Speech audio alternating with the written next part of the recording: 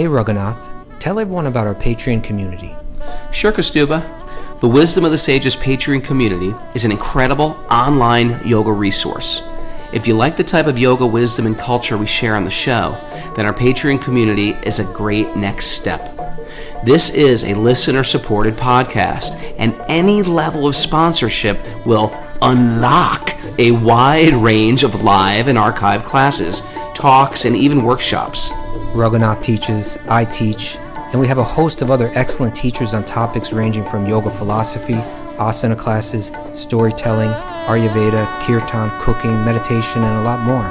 We even have an incredible online Bhakti 12-step recovery group. So if you want to check it out, go to patreon.com/wisdom of the sages. All right, let's get it on. Om Namo Bhagavate Vasudevaya. Om Namo Bhagavate Vasudevaya. Om Namo Bhagavate Vasudevaya.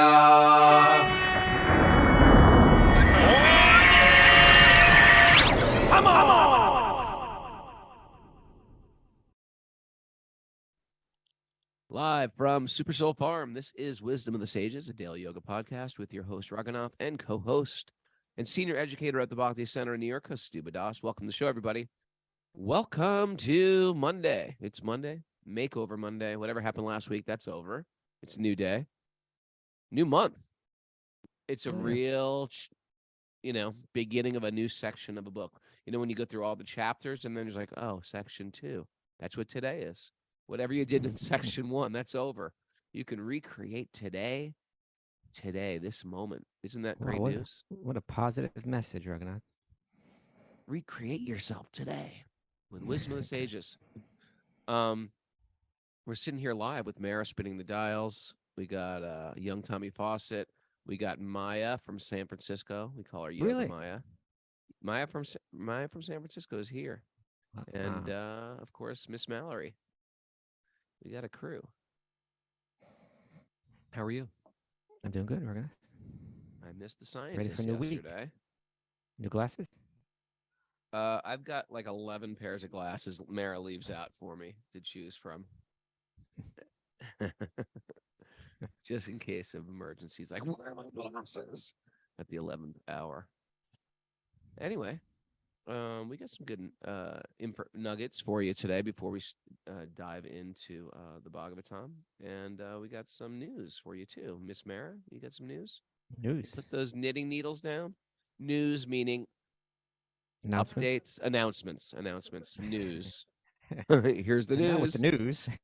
Now with the news, Miss Mara. For our weather report today. We have a Bhakti Recovery Group meeting 1 and 2 p.m. Eastern Time, and also at 2:30 a.m. Tuesday morning Eastern Time, which is good for the Europeans. And coming up soon, we have a postural yoga class with Anu this Sunday. If people are interested, and that's for our Patreon members. Postural? Yes. Stuba, he's got pretty good posture. You think? Yeah, I think you got to roll your shoulders back a little. Okay. Just giving you a little yoga. Judging people's posture now. Giving you a little yoga advice here.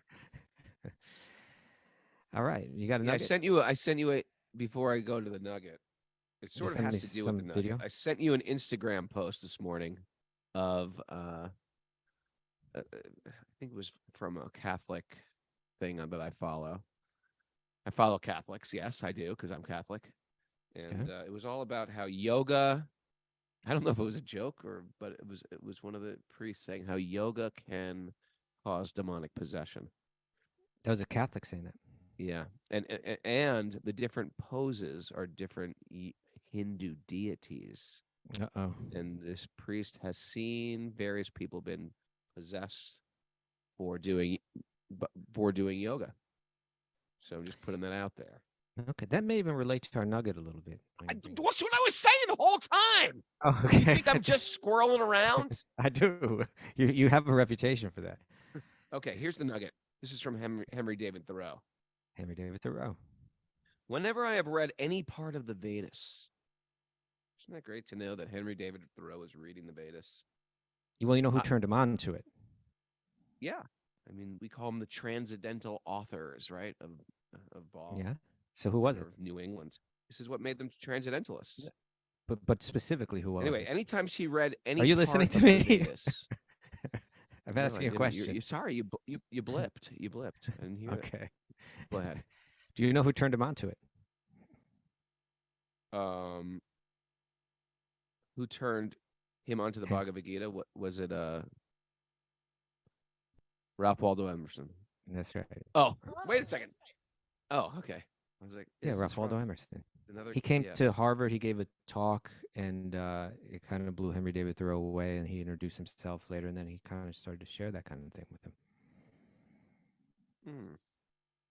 Maybe I should be using a middle name like all of these people. Like David Lee Roth.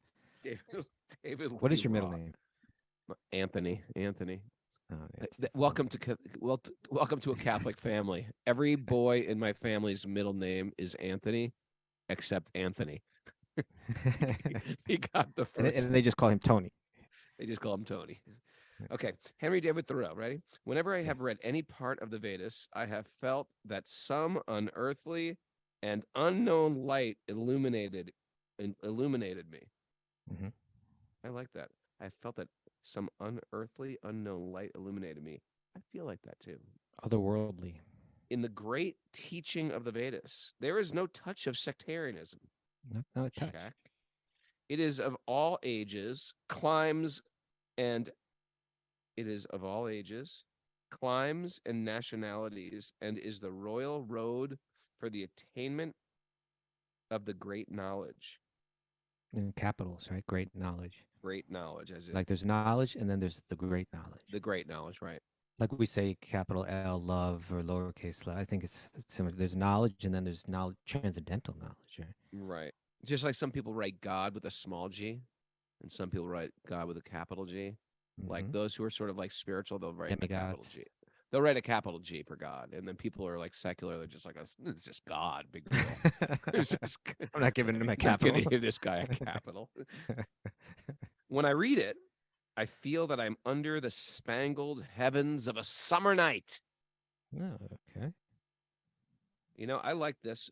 I like the part of feeling illuminated. Matter of fact, when I'm feeling dark, just pick up the Bhagavatam 10th canto and I just read it. 15 minutes, I feel illuminated. I feel light, Mm. and I feel like I can.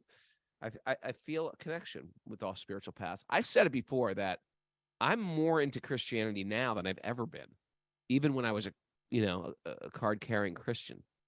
When my mom says let's go to church, I'm like, yeah, let's go to church. And I'm like, look, all my brothers and sisters, let's all go to church. And they're all like, what? But I can relate to church now. I like church. I like going into churches. I pray. I go to churches and pray. One moment. I go into churches When you and say you chant go the to Maha church, Mantra.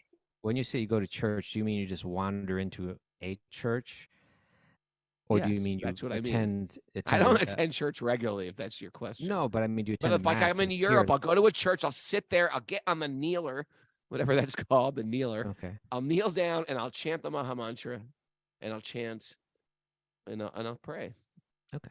I just feel a connection with spiritual paths, all spiritual Okay. paths. I feel like they're one. I feel like we're all connected. I feel like there's one God. God's sending different messengers to enlighten us, to bring us closer, to get us less attached to the temporary material world and more attached to our spiritual source. Nice. I'm feeling like Ralph Waldo Emerson and Henry David Thoreau. Okay. You got any? Well, deep let's- realizations about Thoreau? Let's go through it. He says, okay, whenever he's read any part of the Vedas, and I believe he's speaking beyond that because he was a big fan of Bhagavad Gita. So Right. the I don't think extended he was Vedic probably literature. studying like the Atharva Veda. No, but Upanishads, I think, is what he was studying, especially. Okay. So whenever I read any part of the Vedas, I have felt that some unearthly, unknown light illuminated me. Yeah, and he's such a sensitive guy, right? Like he was out there in the forest, like he was trying, he was trying to purify himself so that he could be receptive, right? Mm. And then when he heard it, he was receptive. he says in the great teachings of the Vedas, there's no touch of sectarianism. Okay, so this is the first thing he says of why it's special to him, right? There's something different here. At least there's something in the presentation that struck him as non-sectarian. He begins to define that, right? He says it's of all ages, climes, and nationalities. Do you know what he means by climes? No, I didn't quite understand that. Yeah, Read it. I don't know if you either. picked up on that. I read it 3 times. I was like, "What is he saying? Is it wrong?" I thought it was a miss. No, so, You so put the I wrong word in there. I looked it up and tried to figure out what it meant, and I think what he means is like how high you climb in society, your social position. Oh, okay. Right. Yeah. Right. Okay. So it's of all ages, climes, and nationalities. Mm. And is the royal road. Do you know what royal road means? I looked this up too. The royal road. It's the road that the king would have his procession on. That's just throwing stuff out there. Yeah, no, it is right. The royal road. The royal road means the easy road. It's easy. It's smooth. Oh, it's really? without obstacle, like that. Okay. Yeah. Which is very significant, right? It's the royal road for the attainment of, quote unquote, the great knowledge, right? The great knowledge. And so I think this is real significant. I looked up even sectarianism, you know? Okay. How would you define sectarianism, Ragnar? Sectarianism is a commitment to a tradition, isolating yourself perhaps from other traditions, and perhaps thinking yours is better than all the others, or the others are actually false and misleading. Okay. Yeah, it says here, I think that's how it manifests. The dictionary definition I have here is excessive attachment to a particular sect or party, especially in religion. Right. Okay. Now, I think there's Yeah. I think there's just like to say, well, I love women. I think that's like it's like understandable. Where am I going with I love women? Yeah. This morning, well, I just got something to share with you. No, if you say I love women, but at the same time, eventually, we direct our love towards one particular partner. So in the same way, we can have an ecumenical, broad, wide-gated understanding of spiritual truth, but that doesn't mean we shouldn't connect with a tradition that really speaks to us. Sure. And therefore, this word excessive here, I think, is well placed, right? Excessive attachment to a particular sect or party is sectarianism, not any attachment. Right? Sure. There will be a teacher, there will be a path, there will be, because sometimes in the name of I'm non-sectarian, then there is no sort of boundaries of what you're following. You just feel like it's all spiritual. Anything's true. If everything is true, then nothing is true. Right. Yeah. So it helps. I created a name for that. I don't know a particular path. I don't know if it's been used before. Yeah, a term. You've created a term, and you're wondering if other people have chose to opt into your term and abused it. No, I'm wondering if others have used it. I'm wondering if others have used it previously. Oh, previously. Okay. I thought you came up with a whole new term and you're trying to popularize it. Because I'll say your term. I'll say your term. What's your term? Hyper-inclusive. Yeah, I'll say that. Okay. You're wrong with that. I'll even quote you. I'll quote you too. Yeah, good scholar friend of mine, Kostuba, says hyper-inclusive. He's an Oxford scholar and ex-con. Not an ex. I guess I am an ex-con. You are an ex-con. I was convicted. Yeah. So hyper-inclusive. When there's Henry David Thoreau is obviously someone who was exposed to Christianity, and who knows exactly how he got it, right? He's in some puritanical New England, who knows what he got in the form of Christianity, right? Yes, I know. He's living in Boston circa 1850 or whenever it was. He definitely met some hardcore Christians. Yeah, and so now he's saying, now I read the Vedas, this is a whole nother thing. There wasn't a touch of sectarianism there. Right? It wasn't condemning other paths. It wasn't, so people naturally, will swing. Oh yeah, I don't like this sectarianism. I like inclusivism, right? Where we can see truth in all the different paths. But I would say there's a thing called hyper-inclusivism, where you're just accepting anything, even things that are Sure. contradictory. That now your whole thing doesn't make sense anymore. You've got nothing. You got nothing of substance anymore because everything can't be true, right? Right. And you got to think about all the religious factions that came to America. They were sort of like they were insulated, and they were like leaving Europe to come here so they could practice their own brand, which is hyper exclusive, and they were getting persecuted for it, so they needed to like Or maybe probably stick together. Maybe they're running away from the hyper sectarian, right? I think to they come were here. I think they were hyper sectarian. Okay, I think they were hyper sectarians, and they're probably getting punished by like the Protestant Church, the Church of England, and stuff like that. But it's very easy to be like, okay, this is too much. This is too much. I read the Upanishads. Wow, what an interesting view that God is we're all God, and that spirit is everywhere. And I could understand how that's very attractive when you're dealing with a bunch of people who are very wound up in their own spiritual tradition, excluding everybody else.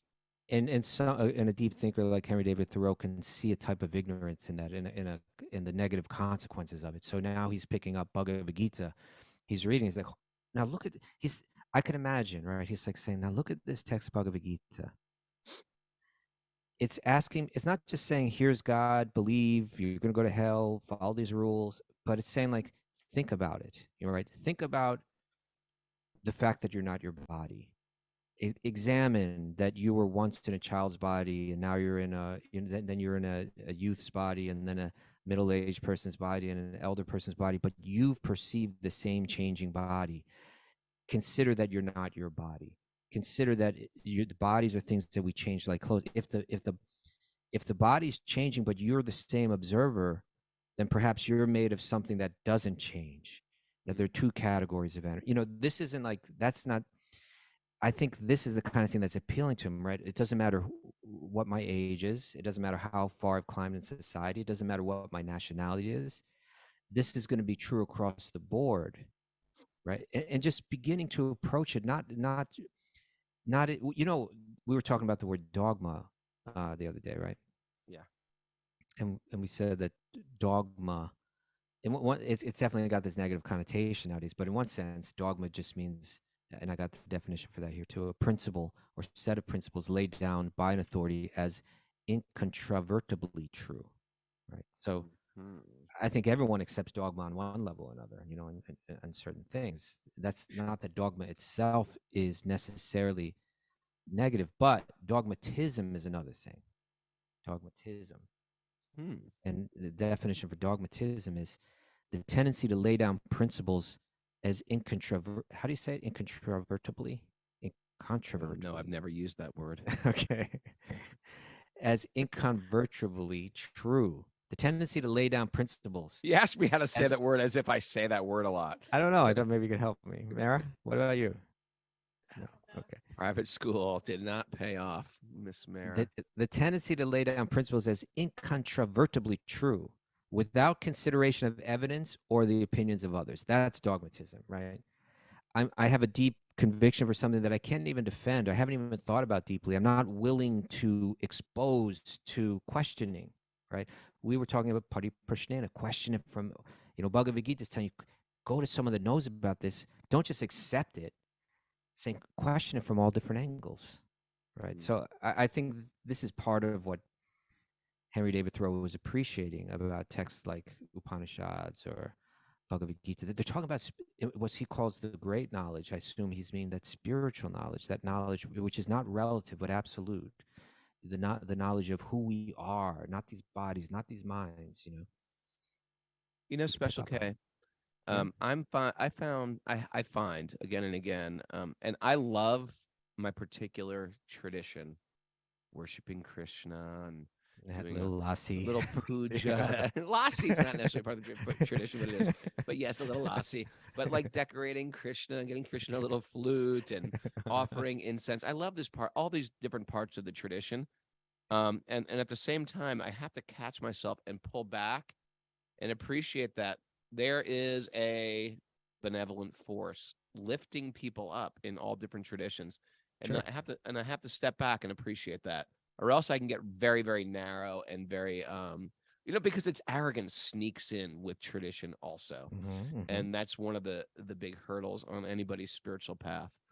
And if I look back at my life, I can see where different spiritual thoughts have influenced me and lifted me in some way.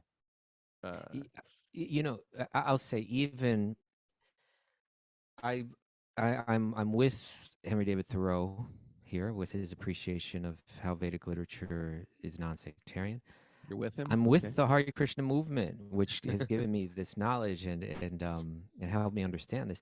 At the same time, there's certainly sectarian elements within it, and at a certain point in my life, I had to recognize I was kind of like affected by that, right, or influenced by it. Like for instance, I remember I lived in an ashram for 13 years, and then I came out of it and I started going to the yoga world. Yeah. But within me, like I would be reading a book and someone would be quoting Bhagavad Gita.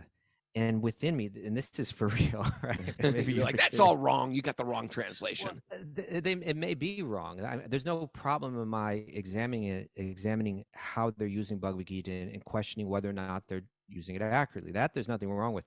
But there was also within me a feeling of like almost like, how dare they speak from this text, right? Like, you know what I'm saying? Like the assumption give me that book, that their engagement with it is just, they got to come through me or something like that, Yeah, sure. That was definitely in me. And I'm not saying it's not even still within me to some degree, but at least I'm more aware of it now, and I realize it's full. No, I want them to engage with Bhagavad Gita. They may not get it fully right. They may get it right. Yeah, there is a religious arrogance that comes with education in religion, and it's got to be sort of like snuffed out. Which is the great story in the Bhagavad Gita? I mean, in the Chaitanya Charitamrita, where there is a illiterate reading the Bhagavad Gita upside down. Yeah, Sri Chaitanya goes to South India on his tour there, and he came across this Brahmana. He was a simple Brahmana. He wasn't so learned, and he was reading Bhagavad Gita and reading it all wrong. And the local Brahmanas were like, "Oh, look at this guy! He's reading it wrong. He can't read this." And he's sitting there reading it in tears of joy. Yeah. And Sri Chaitanya said, Why are you crying? Like I see you reading Bhagavad Gita. Everyone else over there is making fun of you, but I look at you and you're crying as you read. What is it? Do you remember his answer? Yeah, he said, here is the Supreme Lord Sri Krishna, the origin of everything, the most beautiful being, and he's acting like a servant. He's driving his chariot. Right? He's just driving a chariot for his devotee. The Lord will do that for his devotee. How beautiful! I'm thinking of that. How kind the Lord is, and I'm just choked up with tears. And Sri Chaitanya said, "Okay, you're the one that really understands the Bhagavad Gita." Yeah. He had the great knowledge. Right? He had the great. He didn't have the lowercase knowledge so well, perhaps, right? Yeah. But he had the great knowledge. Did you say that when someone was reading the Bhagavad Gita in a yoga class? Some guy started crying in shorts and a Lululemon shirt, and he was crying reading it. Where you're like, you actually understand the Gita. The question is, why is he crying? All right, sir. Let's go on with the Srimad Bhagavatam. What do you say? Let's do it. Narayanam namaskritya naram chaiva narottamam devim saraswatim vyasam tato jayam mudirayat.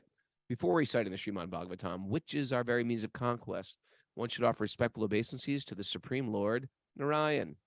Unto Narayan Rishi, the supermost human being, unto Mother Saraswati, the goddess of learning, and to Srila Vyasadeva, the author.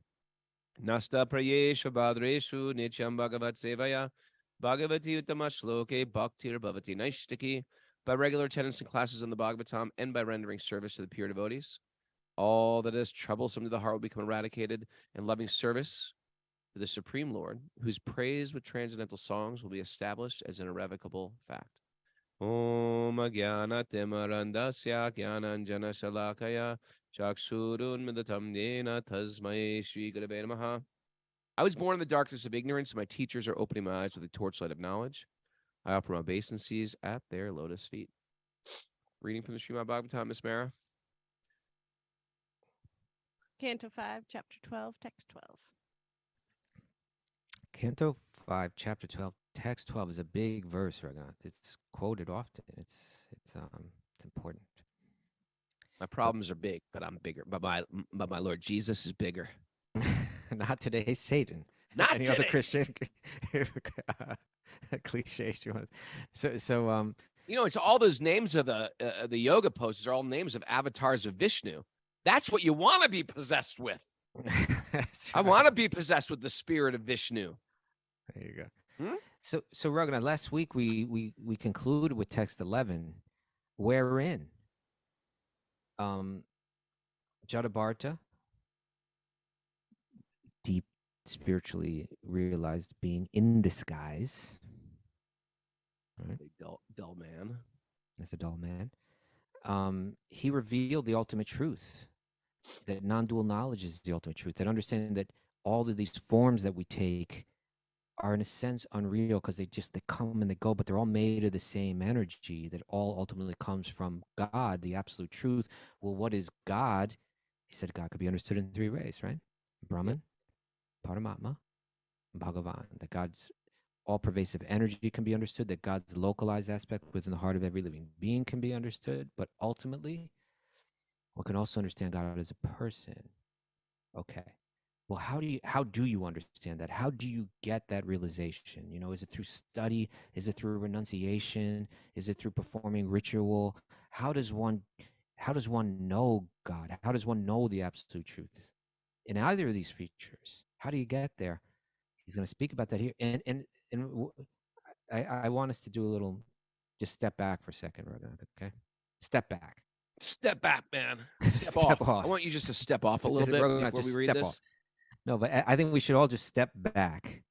And again, and then this is something that we have to do as we're reading Bhagavatam all the time.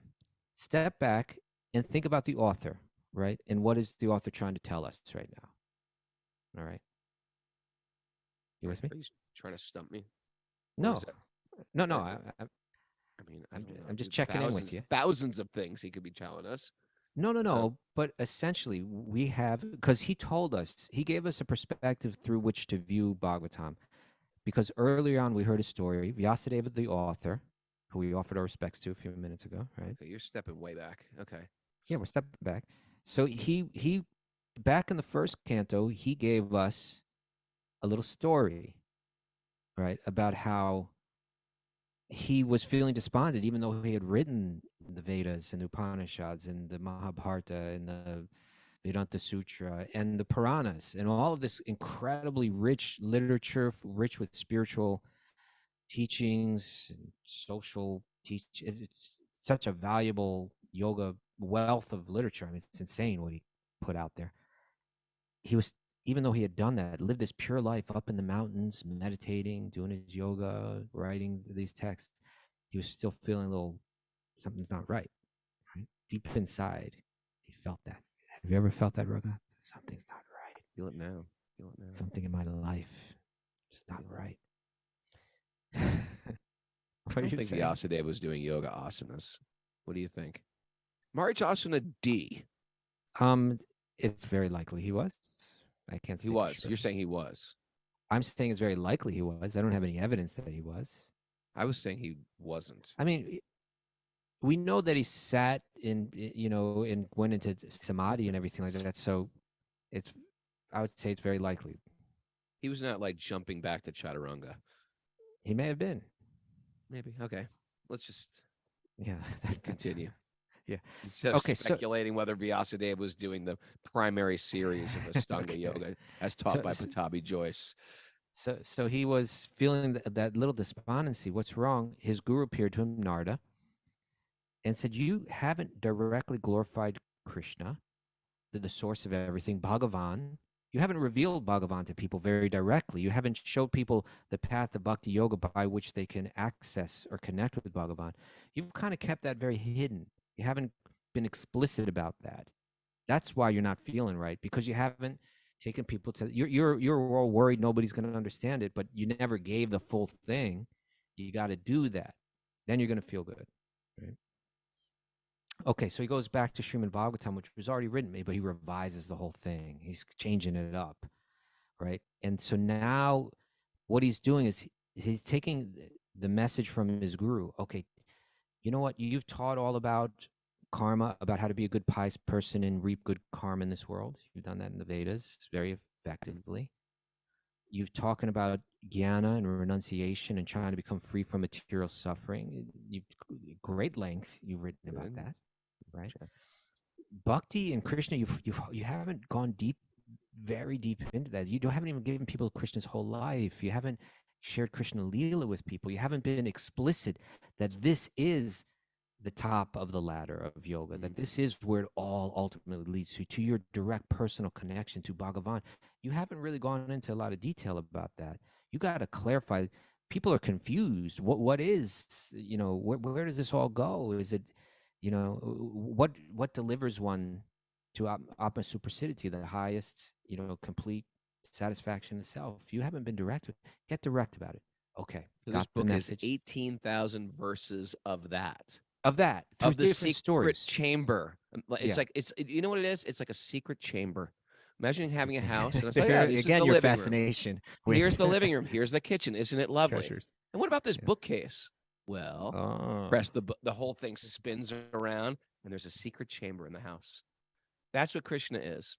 Yeah. In all Vedic thought, there's all these interesting things: renunciation, mysticism, elevating yourself to higher planets, healing modalities, Tantra. And then there Tantra, perhaps. That one got you excited, right? and then there is the secret chamber, which is Bhakti Yoga. Okay. And we're not making this up. Right. This is the Bhagavatam. That's what the Bhagavatam is. Okay. The secret room in the house. So that's secret idea is that ultimately you everybody has a personal connection with Bhagavan as a person. You could love Bhagavan intimately as a person in a variety of ways, an intimate variety of ways, in your unique personal way. You can love God.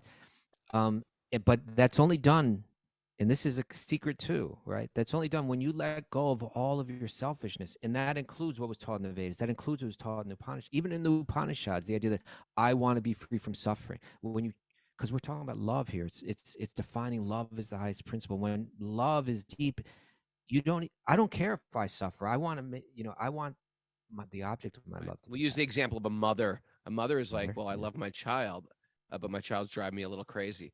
The mother doesn't care. That's what the mother does, or the father. Yeah.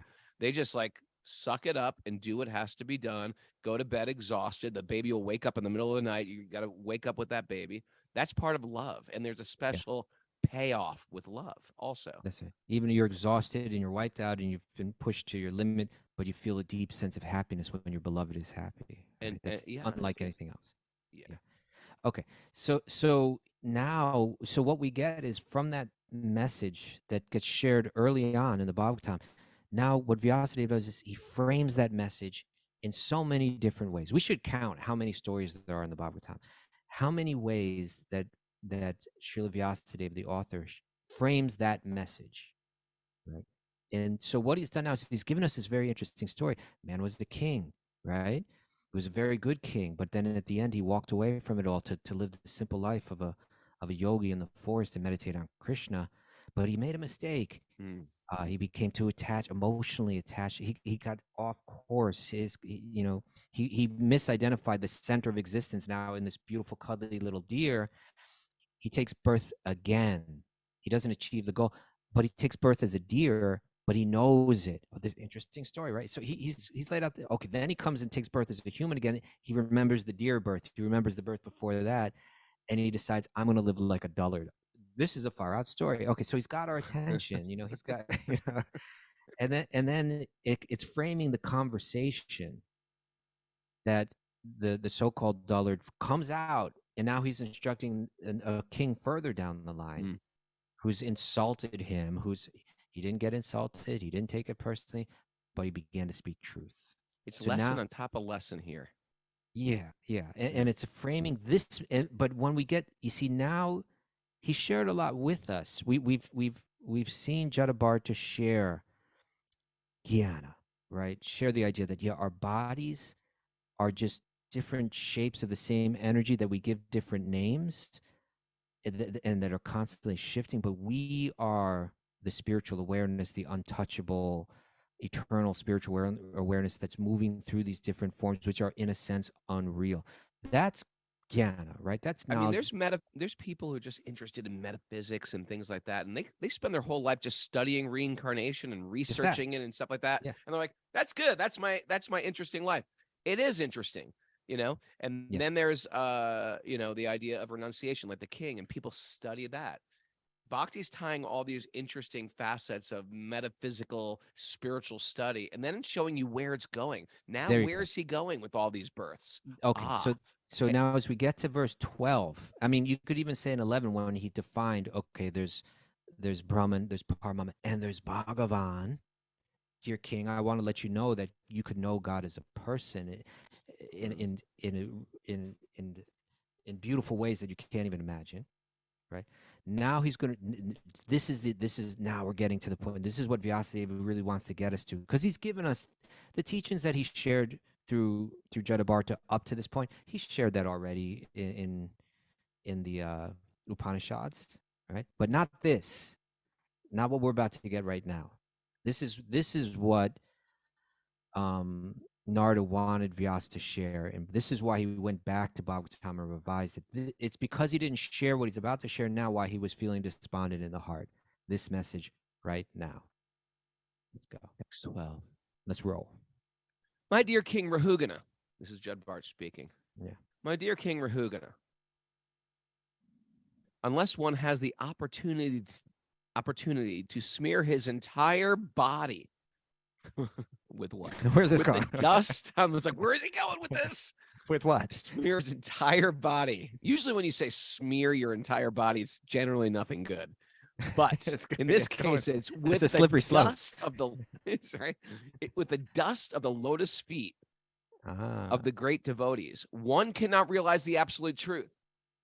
One cannot realize the absolute. Now, freeze right there. Freeze frame. Okay. Don't get me going. Freeze frame. Now, so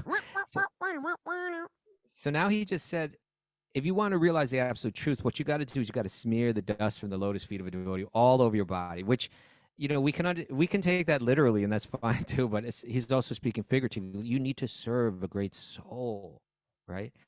With full commitment, right? Your entire body, you need with full commitment. You have to give your heart, open up your mind, give your heart to a deeply realized spiritual person. That's where you get this. And where you don't get it, even these great things, I'm going to list them off for you just so that you don't mistake this. Okay, continue, please. One cannot realize the absolute truth simply by observing celibacy or brahmacharya. I thought that's how you did it. I thought that's how you did it. I thought you had to control your senses. Or strictly following the rules and regulations of householder life. That's what the Vedas are telling, right? Okay. Or leaving home as a vanapras, right? When you leave and just say, I'm out of here, I'm moving to the forest. Yeah. Or even accepting sannyas. You can't get there by doing any of those things. What else? Or undergoing severe penances, right? Like laying on the bed of spikes. Yeah. He gives other examples here. Right? Or undergoing severe penances in winter by keeping oneself submerged in water. People did that. People did that.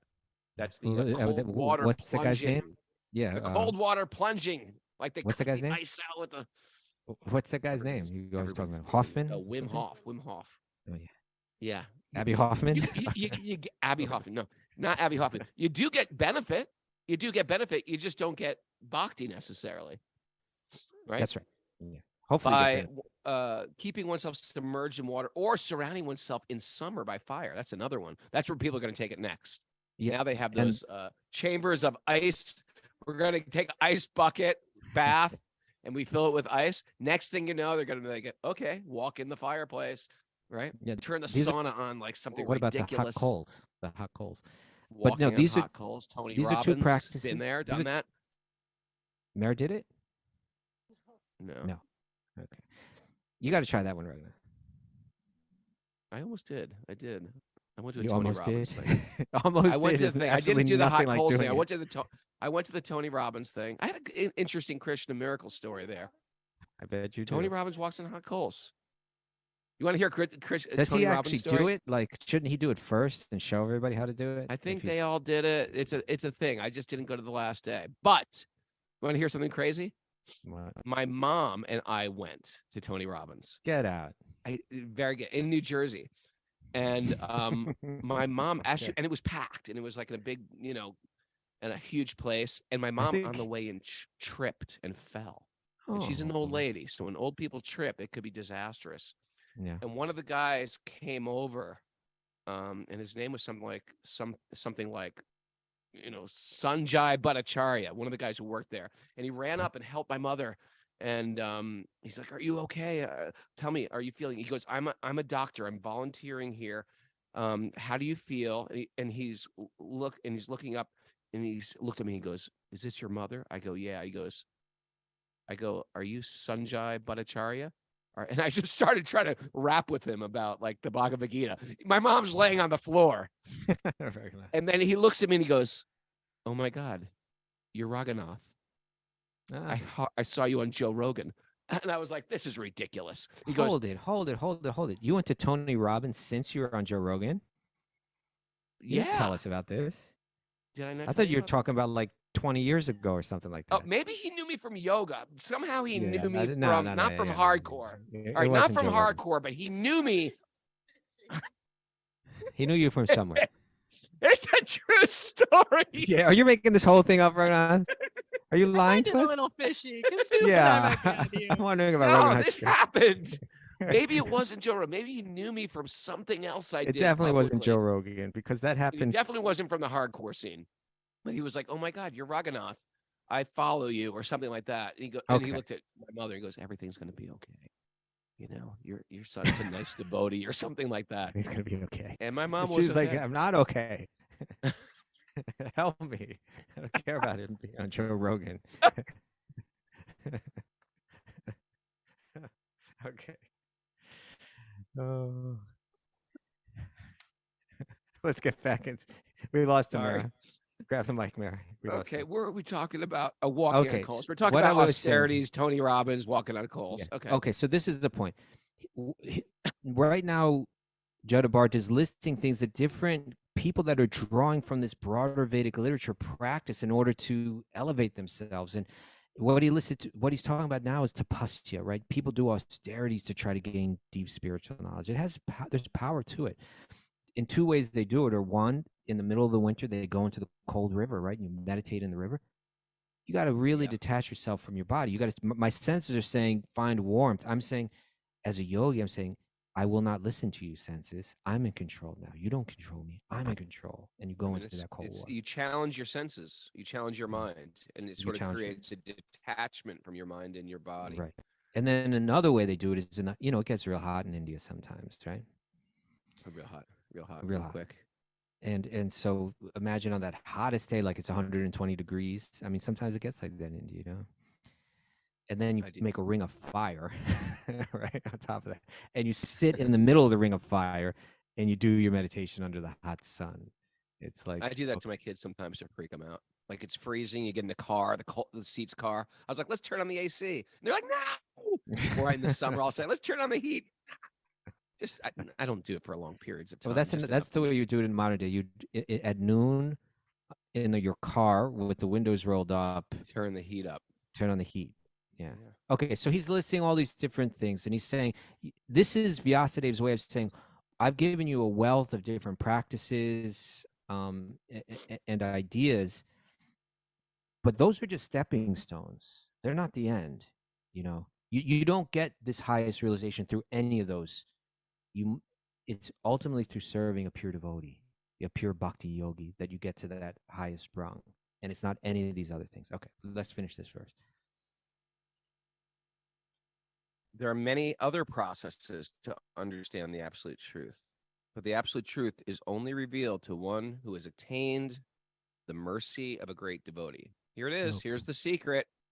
Here's the secret of life revealed to you today by the Srimad Bhagavatam.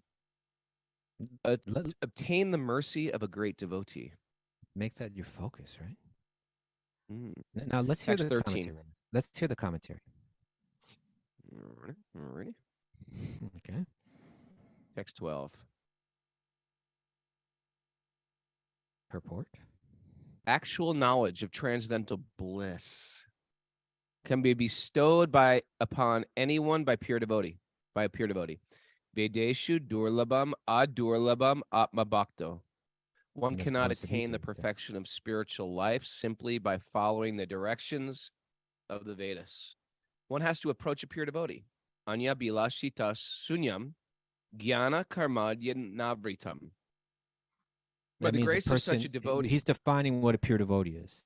It's someone whose desires are untouched by the desires behind jnana, meaning I want relief from the sufferings of this world, or karma, I want the things of this world. One's wanting material pleasure, one's wanting relief from material suffering. He's saying a Those pure are devotee. basically the desires, right? Those are both basically what people want in this world. They either want everything, give me stuff, or I'm sick of stuff. Yeah.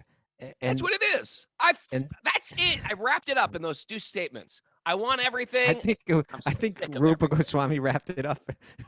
I know, but I'm saying it in a very, very simple way. Okay. You want everything, and I'm sick of everything. Okay, that's right. Sick of it all. I'm sick of it all. There's Gimme Gimme. What is that? What's that name of the band again? What is it again? All Mine and the Gimme Gimmes or something? Me first, thank you. Me first in the Gimme Gimmes. Is me first or in the Gimme sick of Gimmes, it all. or sick of it all. Right now. All spiritual truths can be found within the hardcore scene. No, you have to transcend either of those bands, and you actually have to take shelter. Ooh, go Stuba!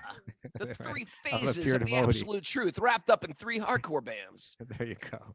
There you go. Some of the people that are non-hardcore, like Vivek Prajapati, is looking at us like, "What are you guys talking about?" Vivek, you gotta get into hardcore, Vivek. For all you know, Vivek Prajapati sees Sick of It All every time they come through Amsterdam. Vivek Prajapati has never seen Sick of It All. I can guarantee you.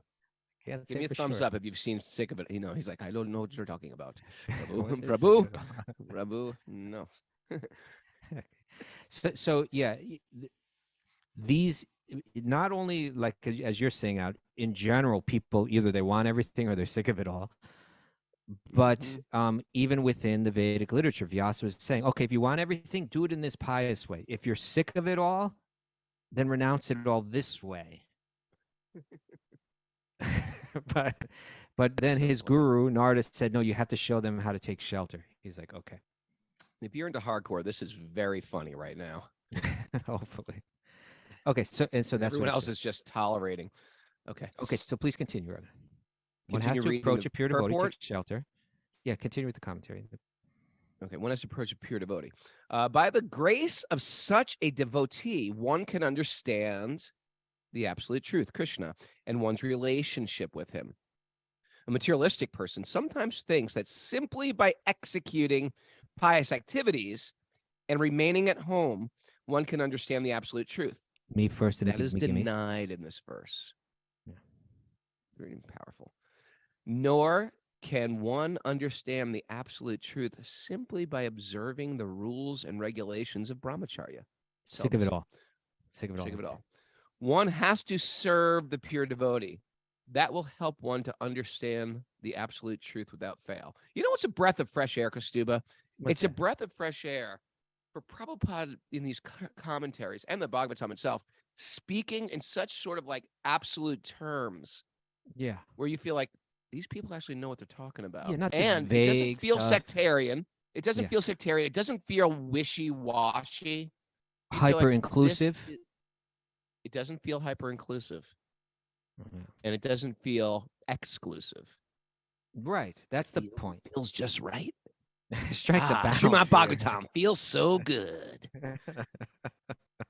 That's his that. subtitle. Yeah, that's that should be the because- Srimad Bhagavatam subtitle. Srimad Bhagavatam. feels so good. Feels so good.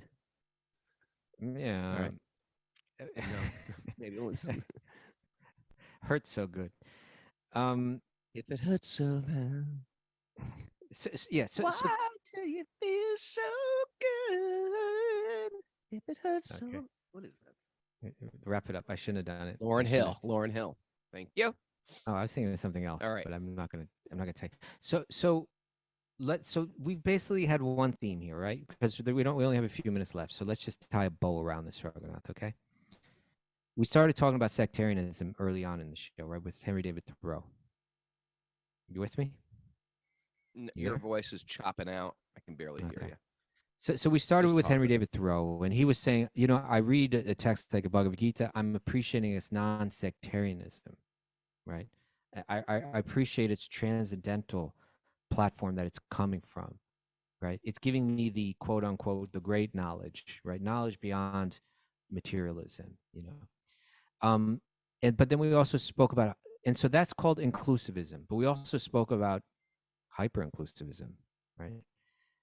If Mhm. granted, Vyasadeva spoke about karma, about cultivating good karma through ritual and worshiping of the gods and the goddesses, right? He spoke about that. He validated it as a path for a person who's a me first in the gimme gimmes, got that kind of attitude.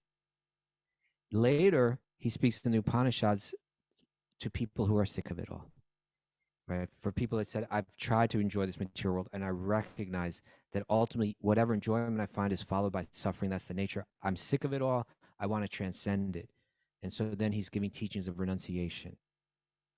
Now, later in Bhagavad Gita, and then ultimately in Bhagavatam, he's going to speak about bhakti. Anyabhilashita shunyam jnana karma jnanavritam. I don't want the things that the Jnana Yogi wants, who's sick of it all. I'm not seeking relief. I'm not seeking the things of this world. I'm seeking pure love as my highest goal. If we were hyper-inclusive, we would say all these things are equal. If we're seeing it the way that the author intended, we're seeing it as a ladder, right? There's a hierarchical inclusivism. All are validated, but they're moving towards one direction. The ultimate truth is found, as you climb to the top of that ladder. And what Jadabharta has said here is, if you want that, you don't do it on your own. You don't do it through austerity. You don't do it through renunciation. You don't do it just by reading books. You actually have to connect with another human being that's got it in their heart. And through your association with them, it will awaken it within your own heart. And that's something very special that wasn't revealed in the Vedas. It wasn't revealed in the Purana. I'm revealing it now on the order of my guru to complete this great literature. All right. All righty. Here we Okay. go. It's 6:59. Here, let's see what we got from Miss Mara, who has expertly taken notes, little highlights for us to put in our pocket, keep with us during the course of the day when things get sticky. Put it on a t-shirt, maybe. Yeah. Vedas illuminate. Okay, right into the mic. Like that. Like The that. Vedas illuminate. There's no sectarianism in the Vedas. Yeah. Light bright. Question from all angles. All around. Question from all This angles. isn't dogmatism, right? No dogmatism right here. Arrogance can sneak in with tradition. Sneaky. Pretty sneaky, sis. Search out the great knowledge. Okay. Search it. It's there. Just search it. The secret chamber is bhakti yoga. Welcome to a secret chamber. We got to create a secret chamber. Why don't we do that for Raghunath for like Christmas or for his birthday one year? Create a secret chamber there in We have some at ideas. Super Soul. We have some ideas for secret chambers. Okay. Focus on attaining the mercy of a great devotee. Isn't Right that there. interesting? That's where you Isn't that focus. interesting? Me first and the gimme gimmes, or sick of it all. Or Well, shelter. or shelter. That's the point. Yeah. No. Because sick of it all and me first in the gimme gimmes, they're pendulums. You go back and forth and back and forth and back and forth. Yeah, you what do they I call indulge, it? and then I'm Boga disgusted. tiaga, boga tiaga. I enjoy Boga and then means I want to renounce. enjoy this world. Tiaga means like I'm sick of this world. I'm so hungry. I want to eat this. I ate it all. I'll never want to Never eat eat that again. again. Yeah. And then you find yourself back with that I bag. can't believe I ate the whole thing. Srimad Bhagavatam feels so good. Oh yeah. It feels so good. Remember that? Remember that ad? I can't the whole thing. I do remember the Alka-Seltzer, right? I can Alka-Seltzer here. And here's the big one. Vyasadeva may have jumped back to Chaturanga. Vyasadeva may have jumped back to Chaturanga. We're not Just sure seemed yet. to- We have people on the scene checking that out. We're If he asking did, spiritual scientists. If he did, I'm sure it was very graceful. And I'm sure he was not wearing Lululemon. You don't. What do you think he's wearing? Probably some type of like sports shorts. No, Copen, Probably just not. Copen. Just Copens. You ever practice yoga in Copens, Kostuba? No, because Copens are Just a knot in the back. if you want to know the translation. What's that? It's hard to practice yoga in them. Tried it, done that. I used to have these strange Indian diapery things that I used to do yoga in. I got Oh, it God, in that there. must be ridiculous. You thought Sort of that like I was not like really Copens, authentic or but something? you know who had them? Batabi Joyce when he was young. I've seen that big pictures thing of that he him. wore? Yeah, I had those. Where did you Yeah, they're find sort of that, Copen. Raghunath? Where did I find? I got it in Where India. Got it in in the world? India. I was a kid. I hope you don't have I hope there's no photographic evidence still around. I know you probably did one photo shoot thinking, okay, I'm going to use this for a book someday. It's going to look really cool. Oh man, that would be good. Here's your author in his underwear. Oh, everybody. Oh, it's Monday. Who's ready for Monday? Monday. Sort of ready for you. Monday. Making lunches for my little kiddies. Hey, people, it's a beautiful day, and the magic's going to flow today. I feel that. I see that. I hear that. Goodbye.